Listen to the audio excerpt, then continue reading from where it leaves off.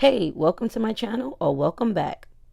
I'm a huge Harry Potter fan, so you know I had to do some cookies. In this video, I'm going to show you how I did the flying key cookies from the first book, The Philosopher's Stone.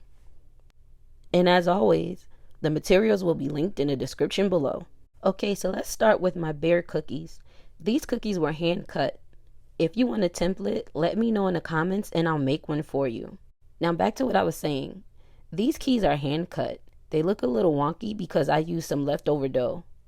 Y'all know we don't waste nothing over here. Repurpose, repurpose, repurpose. For the first key, I decided on a round design. I'm using a thick consistency icing for it. As I go around, I'm making little shakes because I wanted it to have some texture.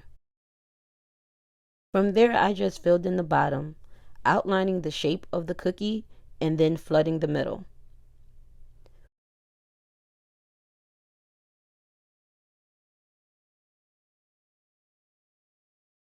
With thick consistency icing, you have to play with it more to give it a smooth look. In this case, I didn't want it completely smooth. In my head, when I read the books, I always pictured the keys looking kind of old. So I'm going with that.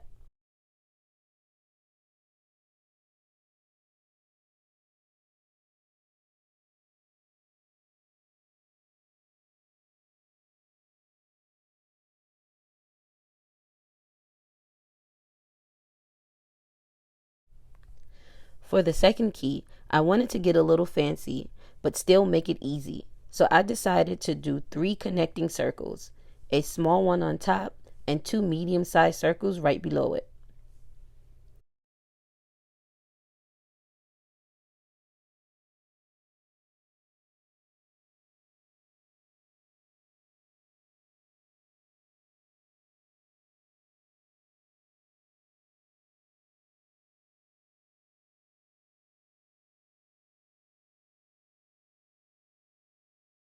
Then I added the straight line in this area so it would have the real key shape. Please excuse the angle. I did not know it was that low until after I watched the video. Luckily, the stuff that's cut off, I already did with the body of the first key. Wait, do keys have a body? Okay, never mind. Next, we're going to paint the keys. I used Sweet Sticks Edible Gold for this. I'll make sure to link it below. I decided to start with the fancy key since the body was cut off before. I did 2 coats of gold on each cookie.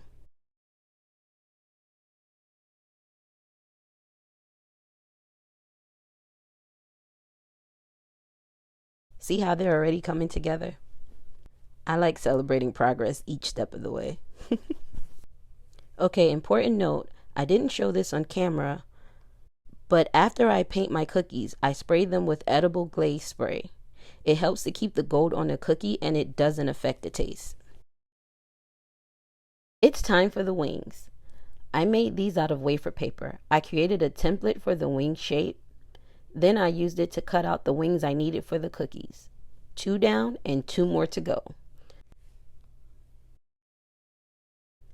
From there, I used the same edible gold that I used on the cookies to paint the wings.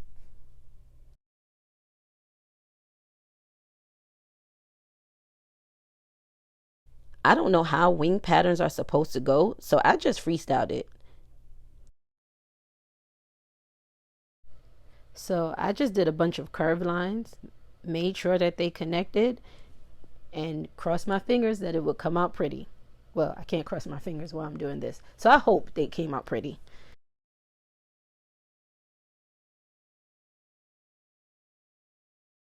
And I did the same thing to the other wing. They definitely don't match, but they're my keys, so they don't have to.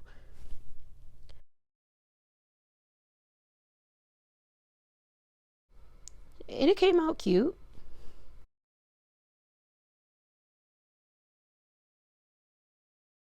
With the second set of wings, I decided to keep it simple. I did decide to saturate the brush more, so that way when I painted the tips, it would scrunch up a little bit to give it a little something.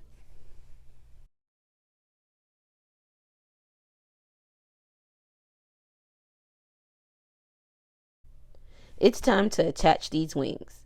Before I attached the wings, I lined up the cookies with the wings to make sure they were where I wanted them to be. Oh, and I decided to put the fancy wings with the circle cookie so it could have some more detail. I used isomalt to attach the wings. Now you can use royal icing or another form of edible glue, but if you use isomalt, please wear gloves. Don't ask me why I didn't have them on in this video, but please make sure you wear gloves.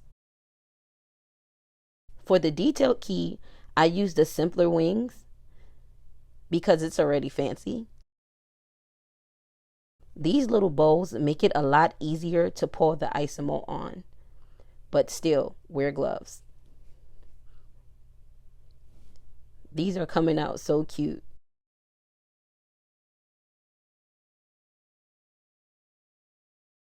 I made these to go on my tree, so I took some black string, folded it in half, and then attached it to the cookie using the same isomalt.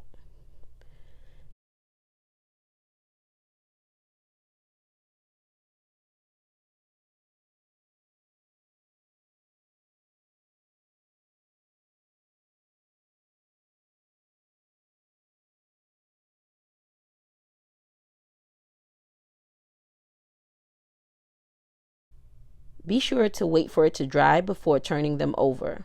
Once you turn them over, tie the black string in a knot. I did about 3 knots and then I cut off the leftover string. Now I used a random black string because no one is eating these, but if you plan on making them for an order or a Harry Potter themed party, you can use dental floss or some other form of edible string. A good idea would be to individually bag them and just tie a ribbon around the bag so that way you don't have to worry about any string touching the cookies. Oh, I just had the perfect party idea. Wouldn't these be dope hanging from the ceiling and kids could carry around a broom and try to jump up and catch these the same way Harry does in the story? Someone has to do this, or I'll probably do it myself. I don't know. But tag me in a video if you actually try it. Okay, here's a look at the keys included with all the other Harry Potter cookies I did. And this is them hanging from the tree. Isn't this cool?